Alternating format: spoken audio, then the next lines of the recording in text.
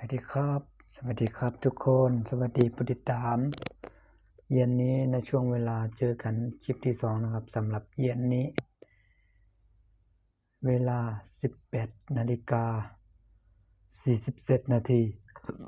18:47 นาทีวันอาทิตย์วันที่30นะครับเนาะคลิปวิดีโอนี้ผมจะมาพูดถึงเรื่องเราอยู่ไปวันๆเนี่ยนะฮะว่าเราทำงานมานับวันนับเดือนมัน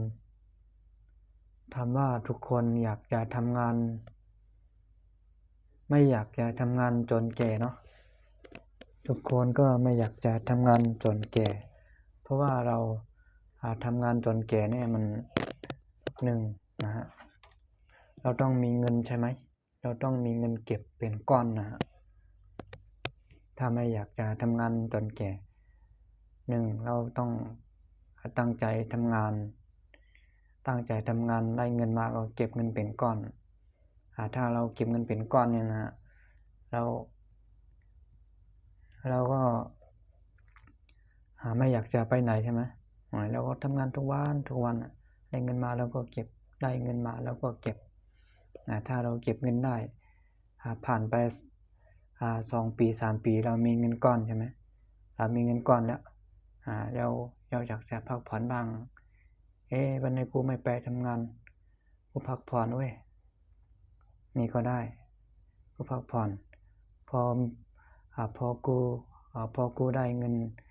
มาเป็นก้อนขนาดนี้แล้วกูทำงานมาขนาดนี้ก็ได้เงินมาเป็นก้อนแล้วกูจะพักผ่อนบ้างเว้ยวันนี้ไม่ไปก็คงจะไม่เท่าไหร่ใช่ไหมวันนี้ไม่ไปก็คงจะไม่เป็นอะไรมากเนาะคือว่าเราเก็บเงินมาเป็นก้อนเป็นอะไรละอย่างนี้นะฮะคนเราชีวิตมันใช้ชีวิตไม่เหมือนกันจริงๆนะใช้ชีวิตมันไม่เหมือนกันแต่ว่าถ้าเราอยากจะทำงานแบบว่าไม่ต้องทำงานเหนื่อยมากอย่างเงี้ยแบบว่าทำงานสบายแล้วก็ได้เงินเยอะมันไม่มีที่ไหนครับนะคนที่รับจ้างเนี่ยมันไม่มีเงินหรอกคนที่รับจ้างเนี่ยมันไม่มีเงินพอมันไม่มีเงินมันยอมเป็นลูกจ้างเขายอมอยู่ภายใต้ความสั่งเขาอย่างนี้ถ้าคุณไม่เก็บเงินถ้าคุณแก่คุณเฒ่ามาคุณก็จะคิดเบื้องหลังคิดไปก็ไม่มีประโยชน์แล้วนะคิดไปก็จะไม่มีประโยชน์ไม่คืออะไรแล้วนะมันก็ผ่านไปแล้วมันเอาไม่ได้นะก็อยากจะมีแค่นี้ก่อนนะครับสวัสดีครับผม